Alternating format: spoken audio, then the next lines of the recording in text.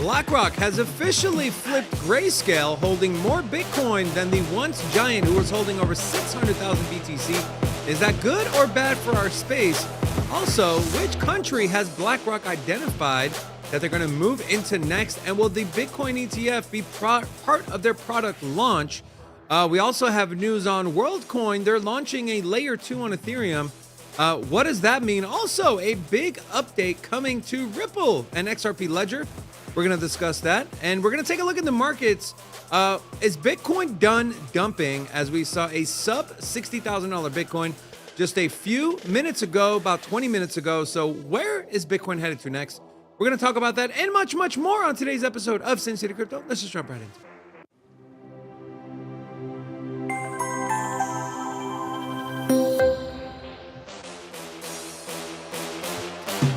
Hola! It's your boy, Big Rob, back in the house. Welcome to Sin City Crypto. If it's your first time checking us out, we're the entertainment-focused cryptocurrency channel. We take old, boring, and stale information, repackage that whole thing up in a fun and sexy way.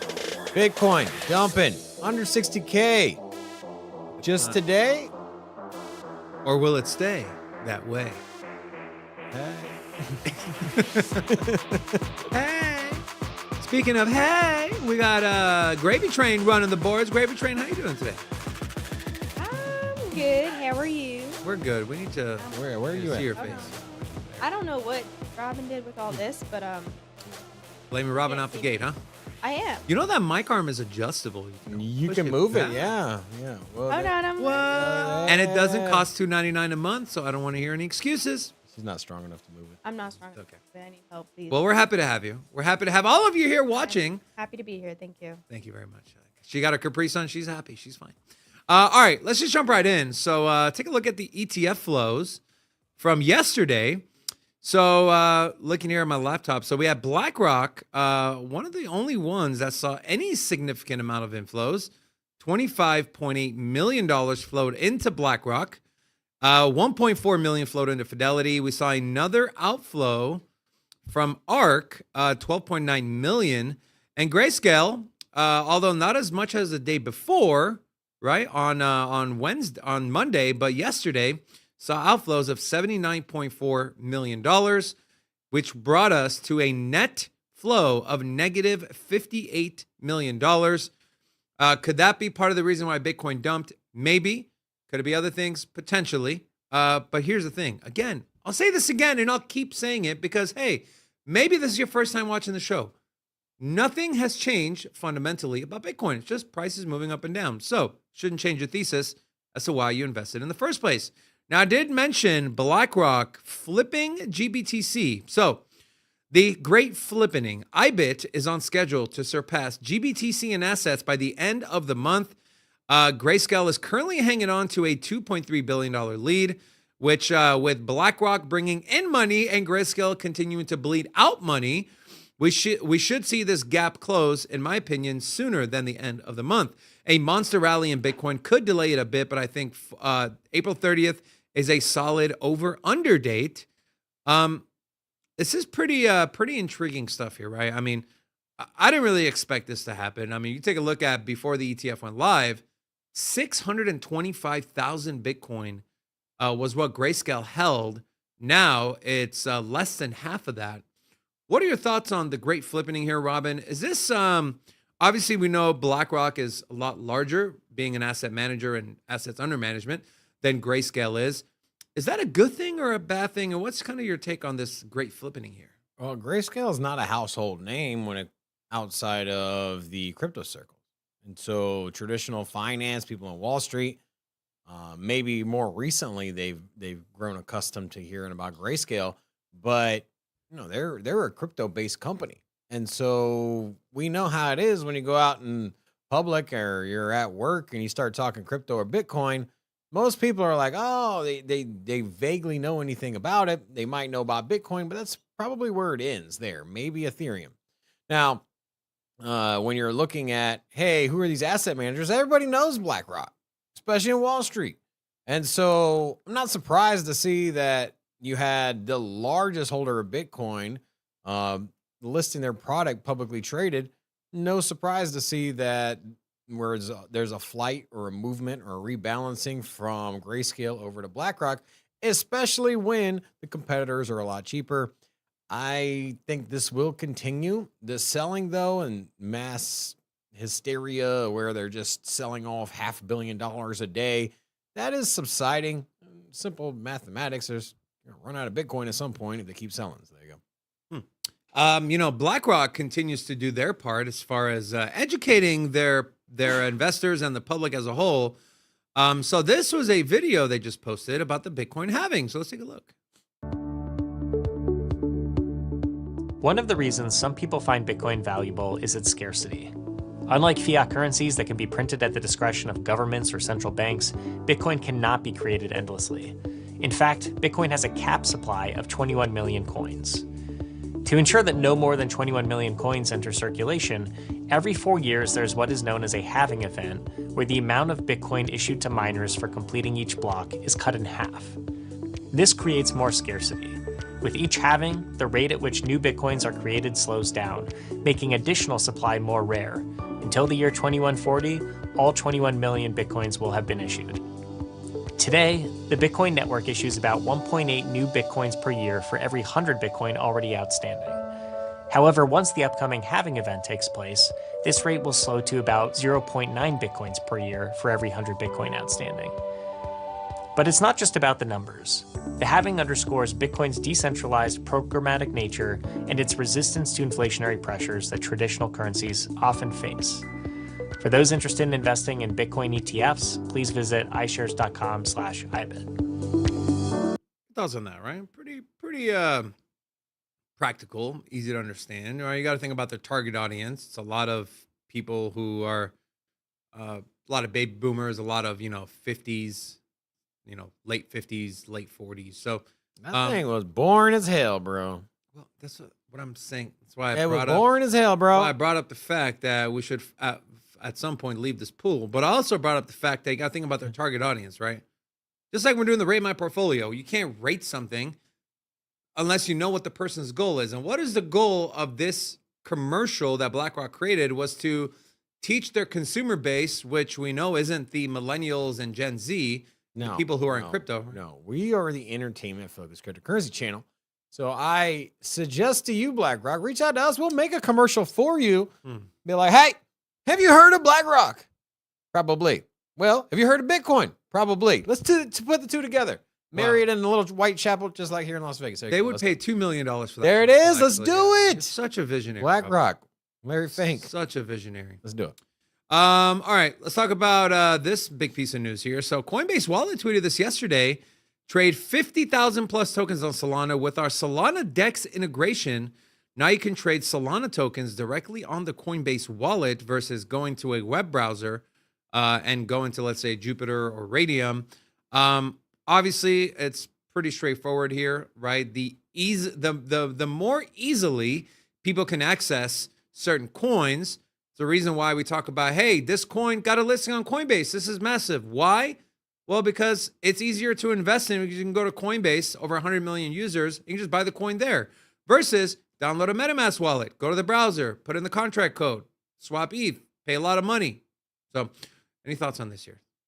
Is it on Base chain? No, right? No. Because So- Base is ETH based. Correct. This is just an integration in their wallet to where you can, without going to a website, Their DEX is integrated into the wallet. Yeah, gotcha.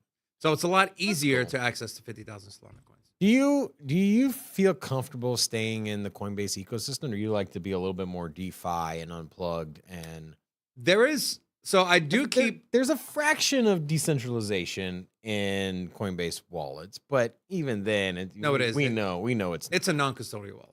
Yeah, but it's still.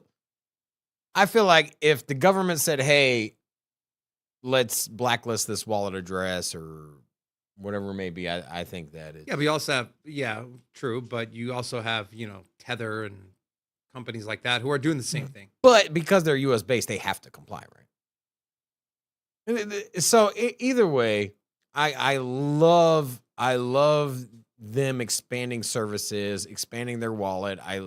I like everything about it. I think it's great. I think it's interesting is if would I use it regularly instead of traditional like Jupiter, like you mentioned, or some of the other dexes? I don't know. I have to play around with it. I haven't messed around with the Solana ecosystem as far as the degen stuff. Just kind of It's fun. yeah. Yeah. Except when you're transacting. Are you going to use the Coinbase wallet? I do use the Coinbase wallet. Yeah. I hold some coins in the Coinbase wallet. Okay. But a vast majority of my stuff is stored offline. So I do have a little bit on my certain hot wallets and a little bit on the Coinbase exchange, but majority of it is offline. Some big altcoin news, and we're sharing this because we know a lot of people in our community hold this coin, but Donald Trump's former advisor, Roger Stone, endorses the Trump meme coin. This was announced yesterday in a Twitter Spaces. A lot of speculation here as far as, hey, Roger Stone has a direct line of communication with Donald Trump. He's got, a lot of people have said, he's got a cult-like following, so people really listen to and hone in on what the guy has to say. Just for complete transparency, we hold the Trump coin here at Sin City Crypto. And I know a lot of people in our community do as well.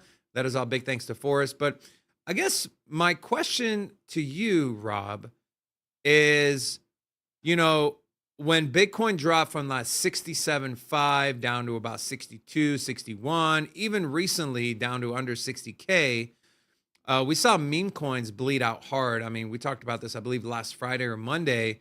Dog with Hat was down 30%. Bonk was down 30%. Do you feel a sense of shift in meme coins?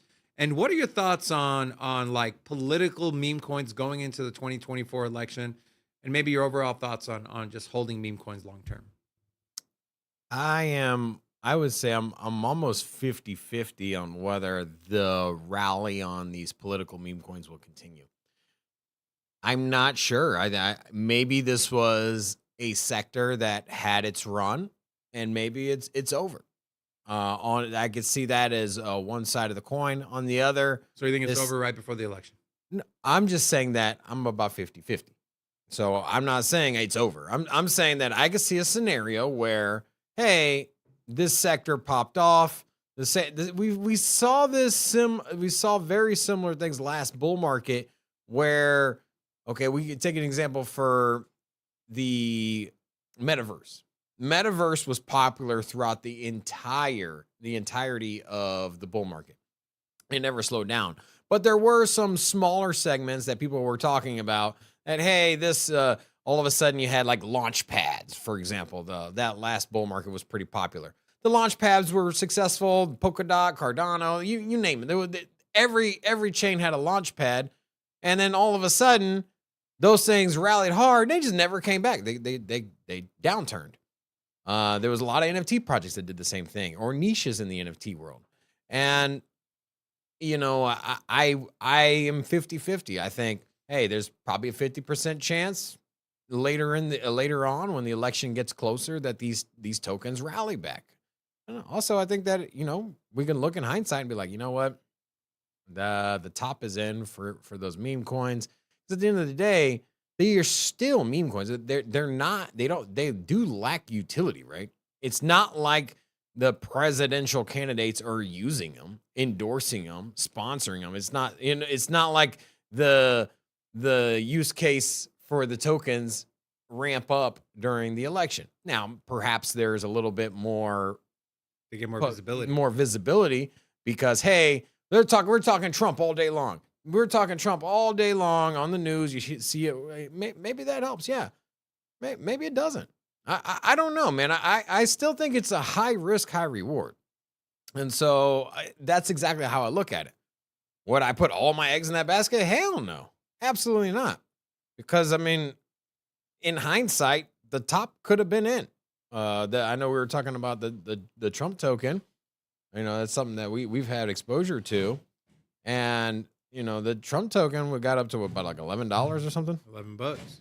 Yeah. So, it's down over 50% from where it was. And, it's starting to be a lot longer in the rear view. I mean, it was over a month ago now, it was at the top. And, it could just very well be a cool off period. But I would advise caution. I think that in a small percentage of a portfolio and your risk on allocation. I think it's interesting. I think that it's worth a shot, right? Me personally, I wouldn't exit completely, but I would at the same time I wouldn't YOLO in with an expectation that it's gonna absolutely go up. So Of course, anything can happen, and there is definitely some risk to holding meme coins. I would not recommend holding. I mean, you hear people talking about, oh, I made a 500x on this, or if I would have held longer. For every one of those stories that people did get that 500x, you have like 10,000 other stories that you've never heard of. People that hold, get greedy. And I've done this before. You get greedy, you get into this euphoric state, you forget your principles, you forget what you wrote down, you don't even have a game plan, and next thing you know, we're in a bear market, you're like, damn, this thing is down 95%. yeah, Then it never comes back. yeah, as you mentioned, I'm sure all of us have had exposure to previous altcoins or NFTs last bull market where you would hold them and be like, hey, Look at the Bored Ape people. It got to 160 ETH, and it's at like 10. So imagine holding out for, I don't know, what were people expecting? 1,000 ETH floor for an NFT? It's just, you never want to be caught round tripping a meme coin bag. I'll leave it at that. Unless, and this is literally the only stipulation, is unless it's like Doge. Doge's been around for over 10 years. A lot of things happening. It's the OG meme coin. Sure. But anything else, especially the newer ones, guys. Didn't the Bored Apes get over $1 million or per? So let's say 150 ETH at 4,000. What's the math on that? It's 150,000. So that's about 600K. Yeah, 600K exactly. So not quite $1 million, but I'm sure some of them were worth $1 million. You had a lot of celebrities that were holding Bored Apes. You had like Eminem, Justin Bieber, a few other ones. I believe they've sold theirs off. And so it's just, again, like one in the hand is worth two in the bush. What does that mean? What you actually have, what you took profits on, is worth more than what the potential could possibly be. They had a Bored Ape sell for $2.75 million. And so it was sold for 769 Ethereum for 2.2 million at the time. Kind of crazy. That's kind of crazy. All right, let's look at this. Boston Dynamics introduces next generation robot, so called Atlas. So we had news that they actually they sunsetted their other one, the little clunky one. This is a new one in honor of AI and the ASI merger that got approved. Take a look at what the new one looks like. It's kind of freaky, kind of creepy here. But hey, this is the future, I guess. Look at the way it stands out.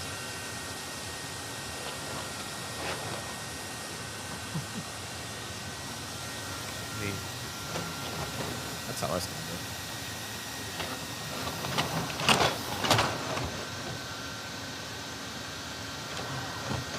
did you say Robin?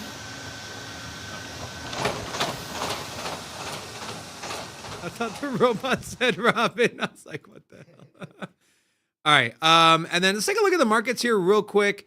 So you have Bitcoin coming in at $61,850. As mentioned, we saw a brief dip under 60K.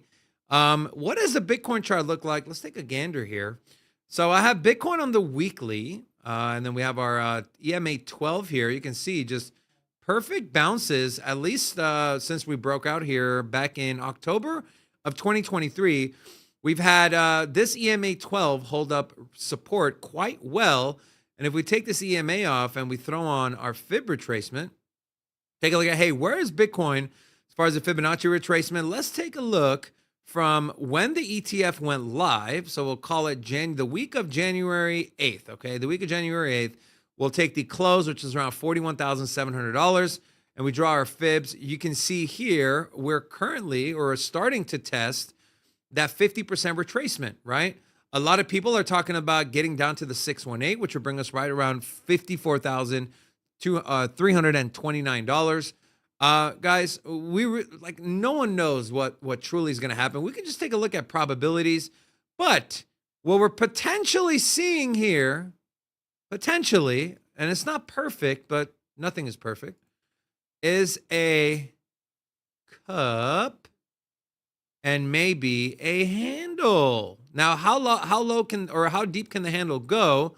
Can it get to that 618 level at 53,000? Potentially. But on the flip side, if this thing does play out and it does break out, how do we measure the move? Well, we take the top of the cup down to the bottom, and let's just assume we do get down to that 618 level. You're looking at a measured move from Bitcoin to get to over $101,000. So to be exact, this is the price if the measured move were to play $100,391. So can this happen? Yes. Will it play out? Who knows? But it sure seems to be shaping up that way, and I'm going to get rid of this. And if we go down to the daily and we throw on our price action concepts here from Lux Algo, which, by the way, guys, if you don't have Lux Algo, definitely recommend. Their trading indicators are some of the best in the market. So gives you this one I really like using because it gives you a overall view of where are people buying, where are people selling, what are some great levels that people could potentially be scooping up a lot of Bitcoin. You can see here our fair value gap twice now, right? It's on the daily chart. This is that gap between 58.2 and around $60,500. We saw that massive one-day candle. It was a 10% candle that brought us down to the middle point of that fair value gap, briefly touching under 60K. And we saw exactly how price reacted when it dropped there from close to the next top. We saw Bitcoin rise around 15%. We missed it on this wick on Saturday, but we did hit it on the wick that we are currently in right now today, the daily candle. So we did wick down there, and you can see how price has reacted. Since we wicked down to this area around 59.7, we have regained approximately 4% of the move to the downside. And so if you are looking to maybe swing trade or enter into a market or add to your bags, history has shown us, at least over the last, let's just say month and a half, that this area, and I'll post some flags so you guys can really see, this area between 57.9 and 60,300 is a great area to be able to put in some trigger orders, some limit orders to either, again, leverage trade or add to your long-term bag, or maybe add to your flip bag where you're looking to just make some money on Bitcoin to flip it. So we have that. And then also, I wanted to share with you the rest of the markets. Before I share the rest of the markets, I do want to give a big thank you to our channel sponsor. Today's show is partly brought to you by Radx, the top layer one DeFi in our space.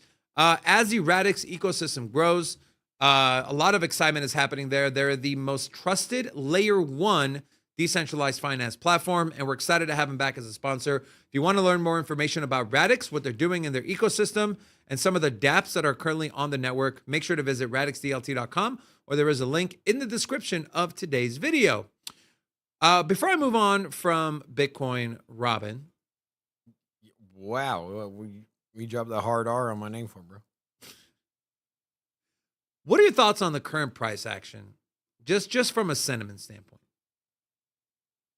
I don't know, dude. You know, I was in this camp that with the supply shock or supply squeeze that we were seeing on Bitcoin, the reason it rallied from essentially 40,000 all the way up to 70,000 was because there was so much demand on Bitcoin through the ETFs. There just wasn't enough on the back end, and you know, exchanges or people, the people running these over-the-counter transactions are dipping into order books, right? And so price of Bitcoin skyrocketed, and with the impending halving coming around, and also the ETFs going live in Hong Kong for Bitcoin. End of the month. So they got approved. We got an update. End of the month is when they go live. But I just saw that all of these factors were converging, especially here in the short term at this exact moment, or in these few weeks here leading up to the end of the month. It just made a lot of sense that the demand was going to increase, right? And the price was already strained due to the supply. And so, yeah, I'm surprised, but pullbacks are healthy. Pullbacks are expected. And we did go from 40,000 at the launch at the beginning of these ETFs, are we about 3 months now? January 11th. Yeah. So yeah, about a little over 3 months. And so it's still a short period of time to move dramatically. I mean, 40K up to 70 is nothing to sneeze at. And so did we pull back down to 60? I do think 60,000 is just such a strong area of support. Psychological number two. Yeah, it's psychological. And I mean, you can look at the chart as you had it pulled up, and you can see that it just straight bounced off of there a couple times. And I think that the buyers are just ready to step in if it gets under 60K. I don't think there's much dispute on the price action moving forward towards the end of the year. And I don't think that people expect Bitcoin's price to be under 60,000 by the end of the year.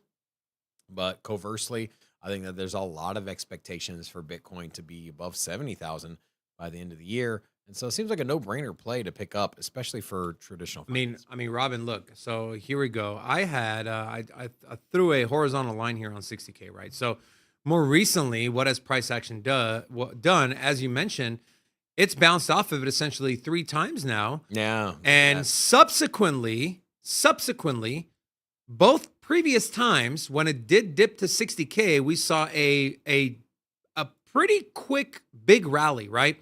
The first time here when we dropped there, we saw from close. Which candles are these? So these are daily candles. Daily candles. When we closed, this was back on March 5th. We saw, 1, 2, 3, 4, 5, 6 consecutive green candles, which brought the price of Bitcoin up 14%. The last time, right, where we almost got there, right, we got to about 61,000, but we'll count it. The very next day, it got back everything that it gave away. And where are we now, right? We're right here. We're seeing price react positively again to the 60K level. But I also want to zoom out to the last cycle. Take a look at how the 60K level, how price reacted last time. So initial attempt, we fell a little short. This was back in February of 2021. Then when we saw our first top, this was back on March 13th of 2021. We closed minutely above it. Then the very next day gave everything back. Retested it again 3 times on 3 different wicks on 3 consecutive days. Price spilled off to around 50,000. Again, got rejected almost like look at this. This is perfect rejection of 60K, right? 1, 2, 3, 4 consecutive days again on wicks, got rejected, and finally blew through it. When we spilled off after our local high, or after our cycle high, on April 14th of 2021, we saw a big spill off. And then before the big dump, we saw price try to get back over 60K again. 3 consecutive days tapping 60K until we saw that big sell-off leading into our bear market. So yeah, well, that was actually the first chop around. So there we go. This is the second one. Price goes above, retests, comes back down. We saw a brief pullback, closed below. Immediately the next day, we came back above, chopped sideways around 60K, and then again, same thing. So essentially a double top, a cycle double top that played out the same exact way, right? Bump up, break, come down, try to retest, fail, spill off, bear market. Here we go. Am I saying this is what's going to happen now? No, of course not. But what's the difference here? We are now trading above 60K, right? So 60K is the support level versus it being more of the resistance level back in the last cycle. So just some ideas. And like I mentioned, 60K is also a big psychological number as well. So, Robin, why don't you get some love to the chat before we go on? All right. And I do want to start off by saying big shout out to Jimmy. He has officially gifted 20 memberships. And this was because Andrea dropped a $20 super chat and said, hey, my membership expired. Newsflash, and membership is only $2.99. You could have just bought one, but are you calling out our community members? Never. Cheap? But either way, you got to the end result. So there you go. Congratulations. Did she even get one? Yeah, and so Ashley got one. Ashley and- got one. Okay. Yeah, did, What about Ashley, did. you know you're back on the block there. Did you move your microphone? I did. I did. Wow. Wow. Well, You figured it out. I did. Ashley, we're so Congratulations. proud. My big muscles moved in. Huge. Yeah. So let me see you flex. Where is it? No. No? Don't put her on the spot. All Don't right. do that. That's Ashley, not- I apologize on behalf of Rob. Thank All right. Also, if you are new here, say hello. We do got Blockchain Bonehead. We have Woo Yulu, Baby G, Rob, the Kid Come On, Crypto Soul, Crypto Style, NW, Morgan Saylor, not to be confused with Michael Saylor, Luis Fernandez, Alex Koo, Blair, Brian, and also where's my I lost the other names. But if you are new here, say hello to all of you that I mentioned. Hola! Welcome to Sensitive. Did you say you lost the other names? Yeah. Thank God. I had it on a little that's a good- notepad and it's Okay, gone. That's a good thing. Yeah. Let's take a look at the rest of the markets here, guys. So ETH over $3,000, currently sitting at $3,029 to be exactly specific. BNB 535 up 1.8% over the last 1 hour. Solana, the biggest gainer over the last 1 hour in the top 10, up 4.4%.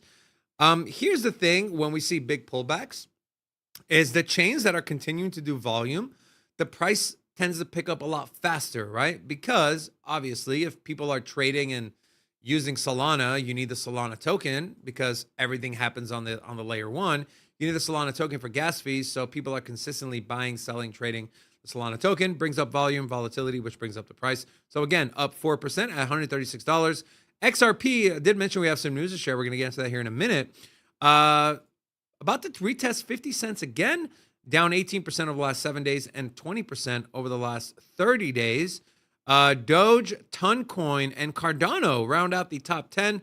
I know the founder of Telegram was just did an interview with Tucker Carlson. And he talked about crypto. And so saw, a decent rally from this one, I guess, over the last 30 days, about 60%.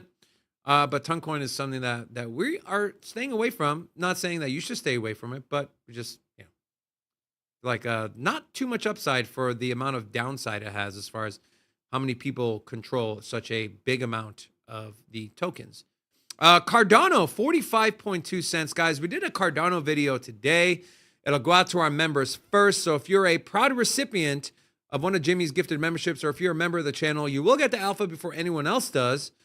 And also, Alex O Crypto gave $5 Canadian super chat. Got to pay capital gains on He that. said, I feel like you haven't had other Canadian tokens in a while. Love you guys. 71K this week.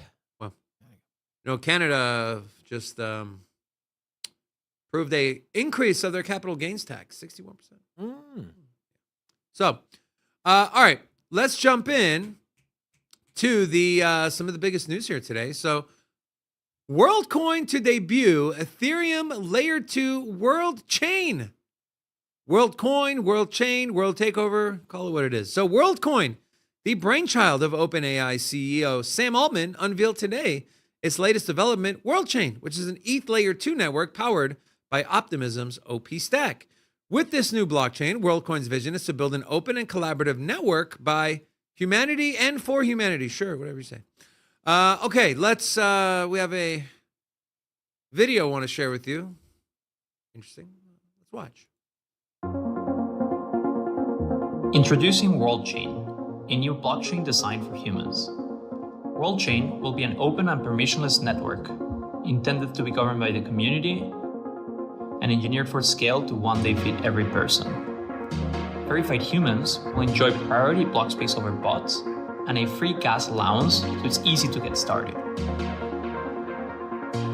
The network will be secured by Ethereum as Layer 2, built alongside the superchain, and with a broad community of projects building apps for everyday life. Worldchain is launching later this summer. It's nothing to do with Worldcoin, right? No. It's Yeah. I mean, I assumed that. But so Sam Altman obviously launched Worldcoin and OpenAI. They're launching the Worldchain, so it does have it's the same company. I don't know anything about this, so Yeah. So just new, dropped today. So WorldCoin got rid of the eye scanner, right?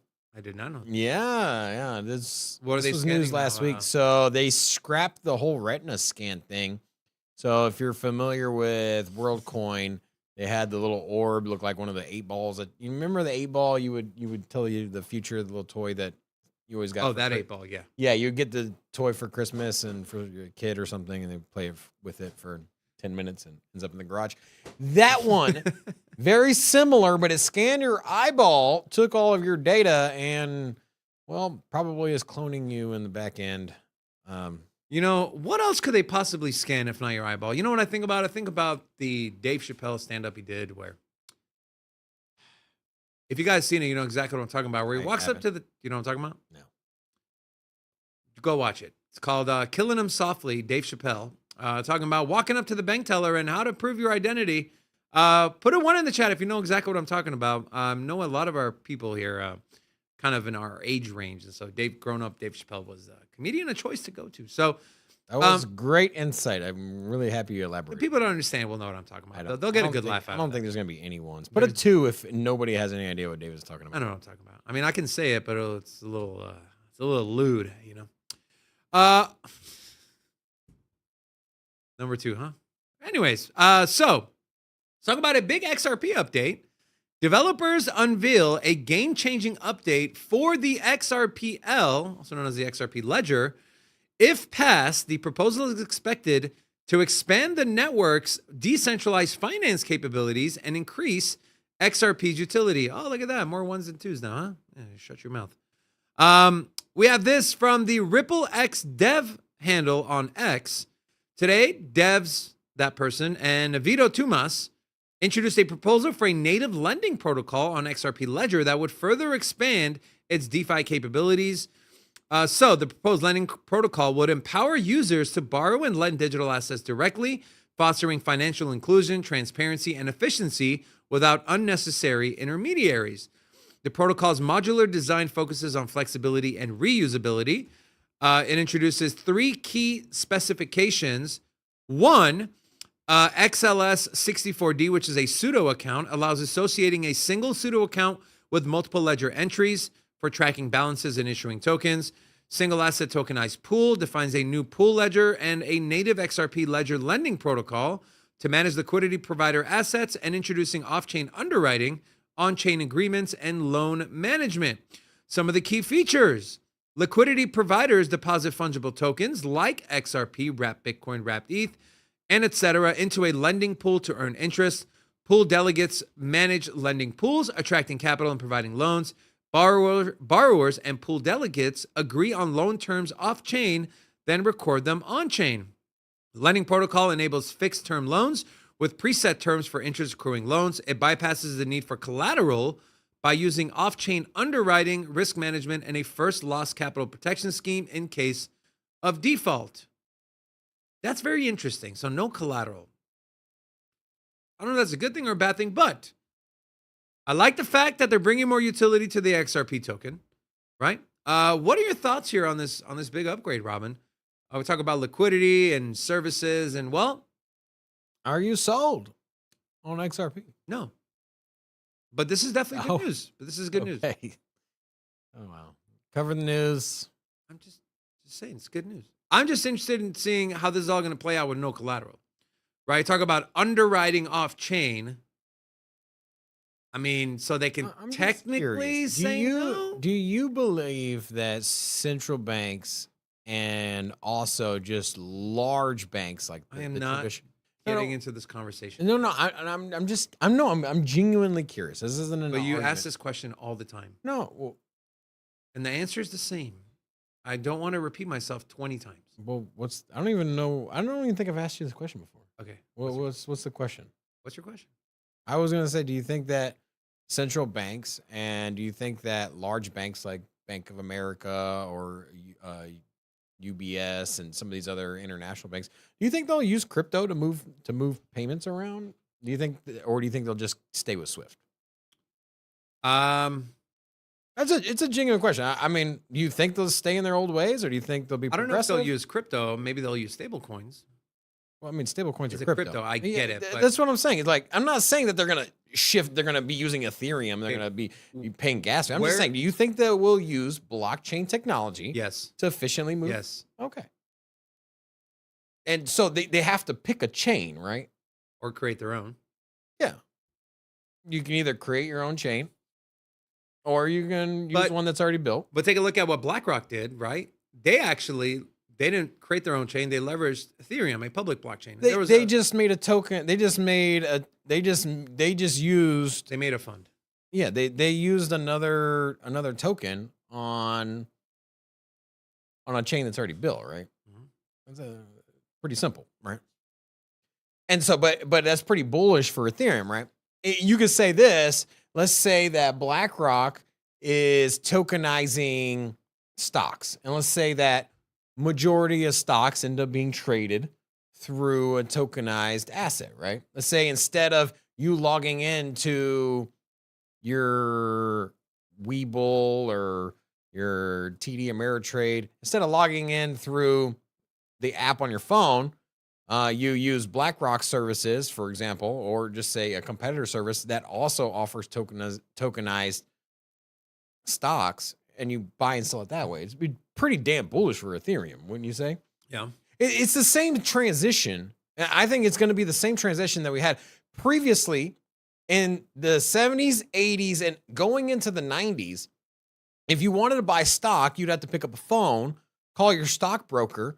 He would have to buy the stock on the floor. They would have a handwritten ticket. The ticket would be held up in the air. And then Those are the good old days, man. yeah. And then eventually that moved over to the internet, right? Eventually it all got done on the internet and it's more efficient. And so I look at this in the same way that, hey, eventually, why don't we just move the assets as a tokenized version, quote unquote, an NFT? It's a tokenized version of the blockchain contract. There's a consensus mechanism that validates it.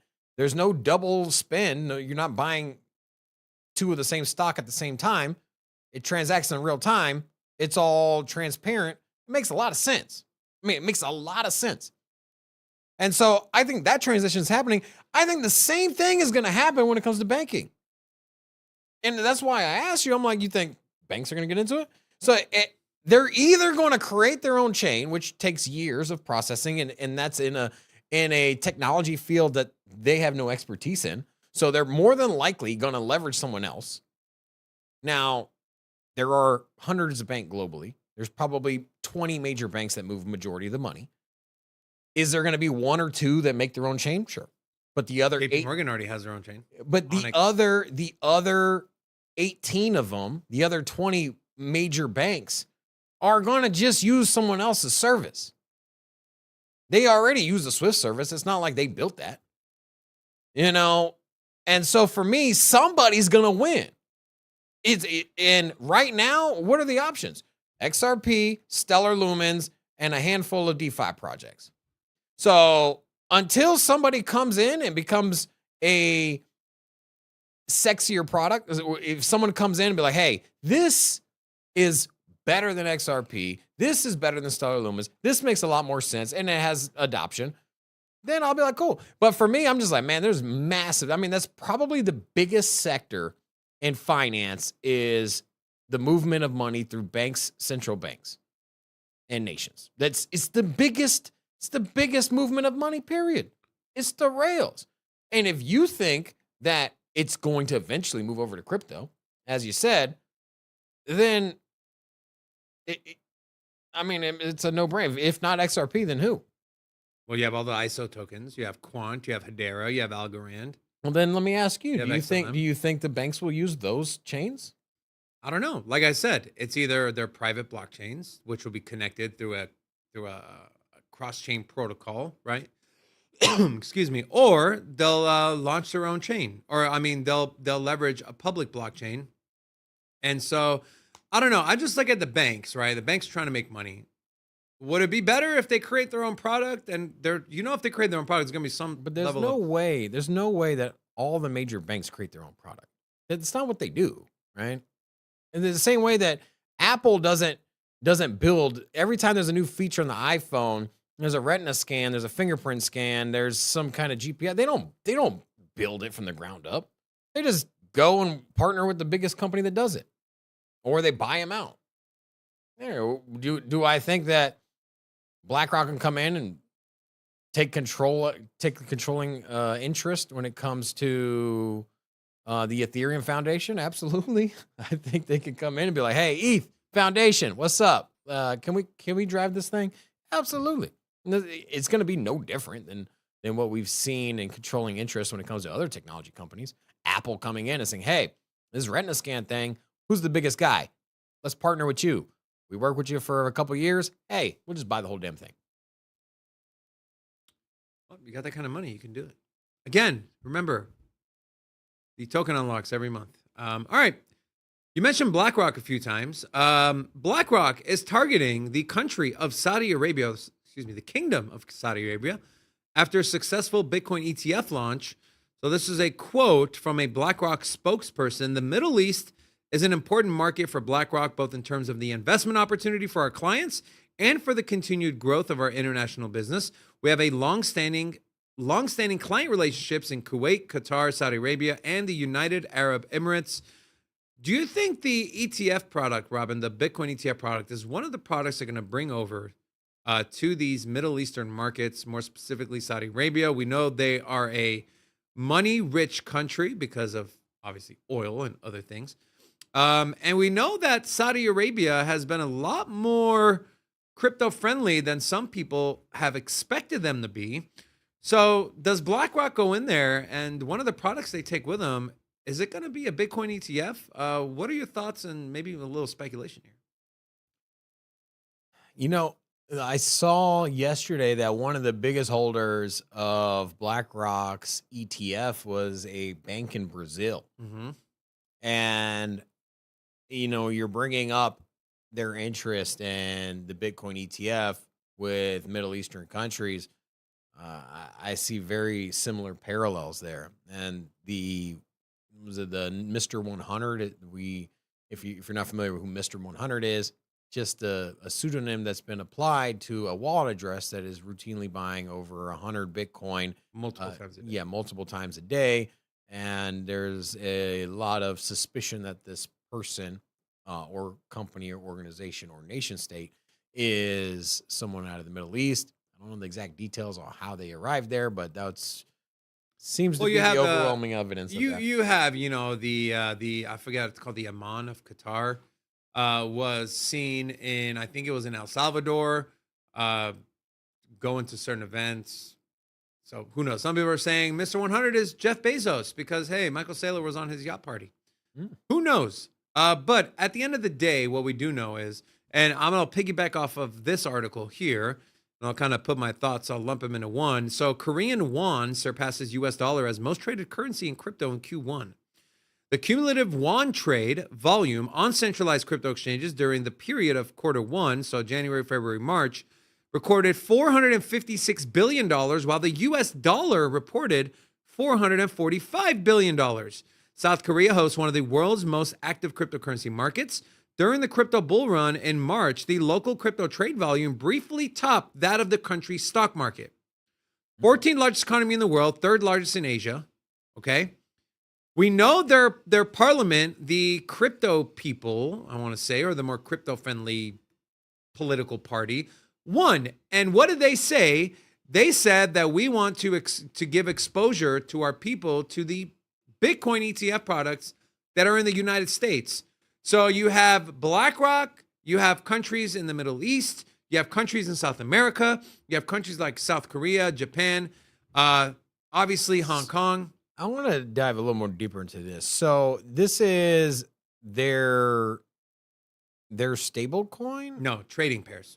So when you buy on Coinbase, right, you put in dollars and you get that amount of dollars. So the Bitcoin Ethereum. Trading pair priced in All yuan is cumulatively correct. The that volume was just on in their country, or no, that was global? across multiple centralized exchanges. Yeah,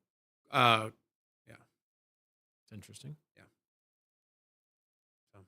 You know, everything when we talk about everything in price, we always talk about it in terms of US dollar. Yeah. Obviously, because it's the world reserve currency part of it, but also that we're in the United States, but just interesting that 456 billion in trading volume versus 445 in an entire quarter.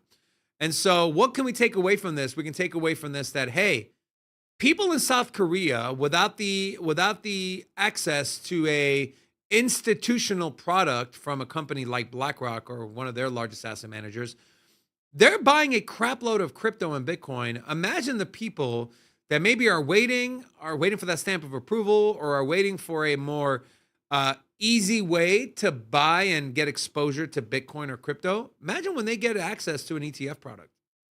I'm just curious. Do you think that there's people outside of South Korea that are using their exchange? Perhaps there's a cohort of people from China that can't get exposure to Bitcoin because it's banned there, and they're using South Korean exchanges. Maybe.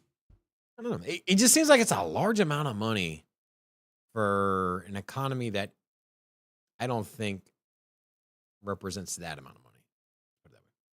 They're a big economy. They're very progressive. They're very technology driven. So I mean, the not crypto, surprised, but the I just crypto thought volume, the numbers are higher than I would expect. So. I mean, the crypto volume, like mentioned in the article here, surpassed that of their entire stock market in the country. That's what I'm saying, man. It has to be outside investors pouring in. I mean, if it has more interest than their stock market, Doesn't matter. I who's know pouring it crypto is popular. I'm not saying it's not, but even in Korea, but you can't just dismiss all investments of companies and say, hey, our entire population is more interested in crypto than we are investing in our own companies. And so I think it's probably makes sense for certain countries, maybe India has, which has a lot of regulation hurdles. China has a ton of hurdles to go over in getting exposure to Bitcoin. So I think that might be representative. Just a thought experiment. Nothing to back that up. I did want to give a big shout out to Meninja. One gifted membership, and also Crick Cat's $2 super chat saying, David, he got the joke. Also, a couple new people, Real Boss Man Polish 31, Ethone, Crypto Stitz, C Reap, Brutal, James Blot, Q, and Elchin going to all of you. Hola! Welcome to the Sunset.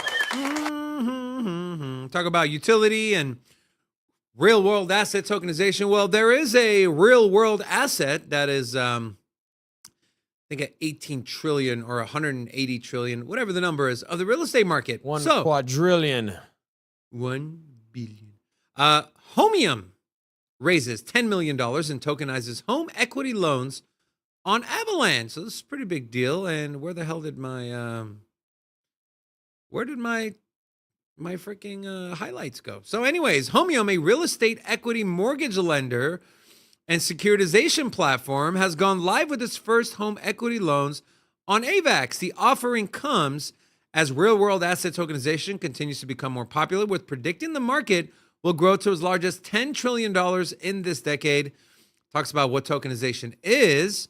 And this got support from the Avalanche Foundation as well, as they kind of tweeted it. They highlighted it on all their blog posts, and I'm just going to get rid of that. Scroll down here. So the loans are currently only live in Colorado, with plans to expand to other states. As part of securing the loan, homeowners commit a portion of their home's appreciation price.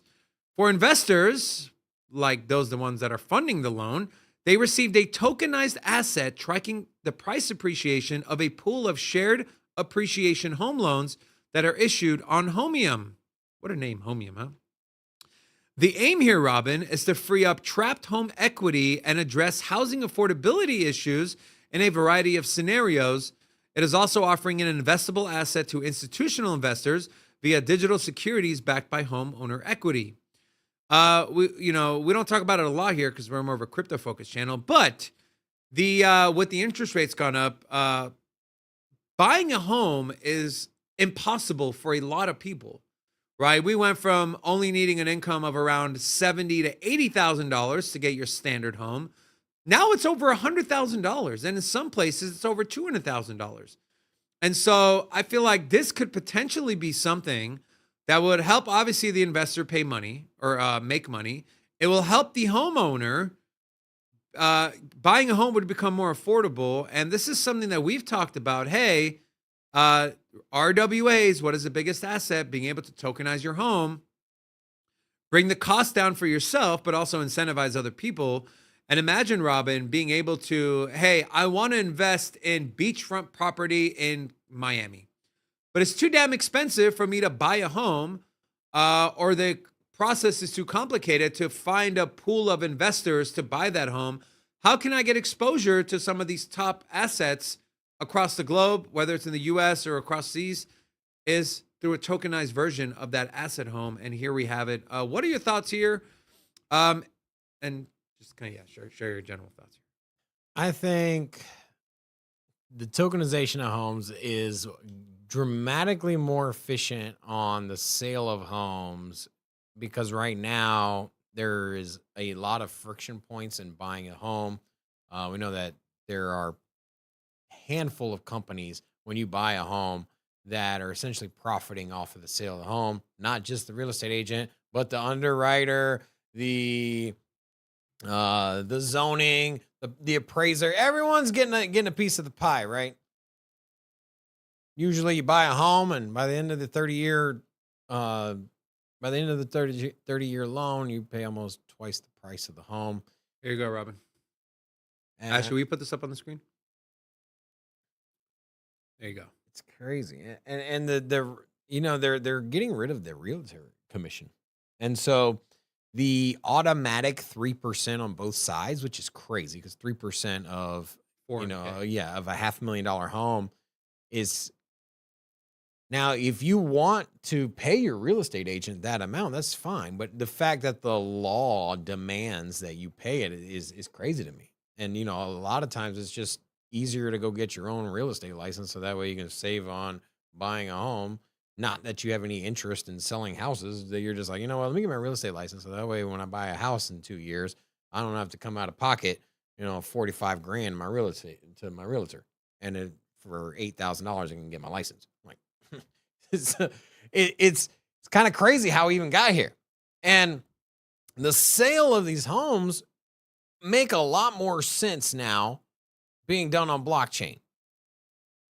We These are all the tokenize the damn house, and then send it from one person to the other, or from the bank, or from the escrow to whoever it is. Like, move the damn thing on the chain. smart contract becomes the escrow, Robin. That's what I'm saying, is that all of this is done automatically, automated on chain, efficiently, and with less friction. It doesn't take 30 days. And it doesn't take 30 days, yeah. Now, I do want to say, though, my concern is that, and nothing to do with what we're kind of talking about as far as the narrative, but isn't it kind of concerning that you bring up, hey, people that can't afford a home can get a tokenized version of a home, they can get a piece of a home. Like how did we get here, man? Yeah, like, I mean, you want to go down that rabbit hole? Yeah, no, but think about it. Like, how did we get here?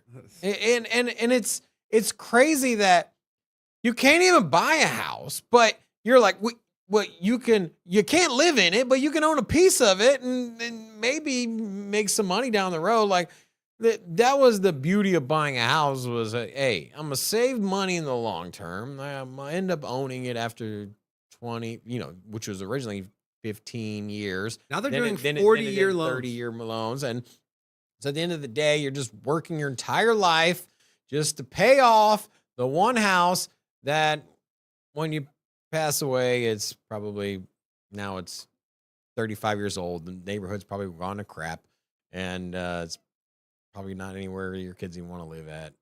And so the fact is that now we're in a situation where we're like, you know what? Let's fractionalize this home, so that way 10 people can own it. That way you can say you're a homeowner, but you can't live in there. That's where we're at now. Well, I think some of them allow you to live in it. So if you find a house you want to buy, you can tokenize it. And I think the tokenization. You just don't like, if you sell the house, you don't get 100% of it, right? The tokenization of homes is a no-brainer. In the same way that we said the stock market, the tokenization there makes a lot of sense. We go from a paper traded stock market to internet traded. Then we're going to go to blockchain. I think the same thing can be said when it comes to tokenizing homes. It's more efficient, transparent, and very secure. And I'll say this. Can you afford a house? Probably not, man. If you're under 30 years old, you probably can't even afford a house, man. You got people that are in like their mid-20s that are moving back in with their parents. I'm not even trying to be funny. I'm about to move in with you. No. Maybe Ashley's got a spare bedroom in her house. No. Who knows? She's probably living at home too. I'm not even trying to be funny. But everything is so damn expensive. Say, oh, wages are going up. That's complete BS. Real wages are not going up. You're actually making less money compared to what inflation has done. Unless to the you cost work of living. at McDonald's in California.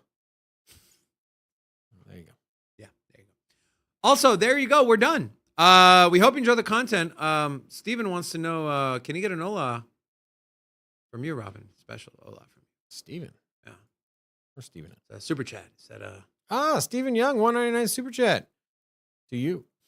And also, we got some other new people. Michael Cizak. Hola! Welcome to Sin City Crypto. And we're signing off now.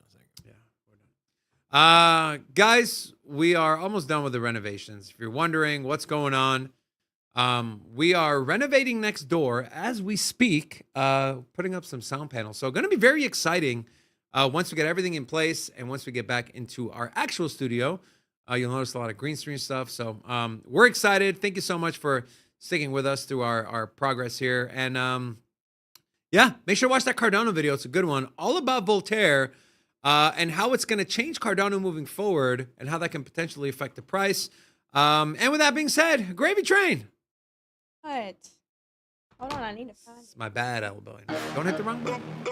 Guys, thank you so much for tuning in. It was a pleasure to share today's stream with you. Make sure to come back tomorrow. Same place, same time. On behalf of all of us here, we love you guys. Till next time. Sin City Crypto. Everybody know what we here for. Entertainment and info. Gonna show you how to get that big dough. So every day stay tapped in. For big facts, no capping. With Bitcoin, if you're in, then you win. We divide the pie with no fraction. It's Big Rob, David. I split the game, but they gave it. Name the coin that's your favorite. I got dry powder, why save it? To the OGs, new beginners. Special shout out to the well members. Buy a dip, sell winners. Ain't really nothing you can tell sinners. Tune in for the latest new flavors. They gonna teach us mean coins. They polarizing like barbecue chicken pizzas. I laugh with a major grin. Laggers, we trade them in. Baddies, they came to sin. And sinners gon' play to win. Screaming hola, till my bags are flowing over.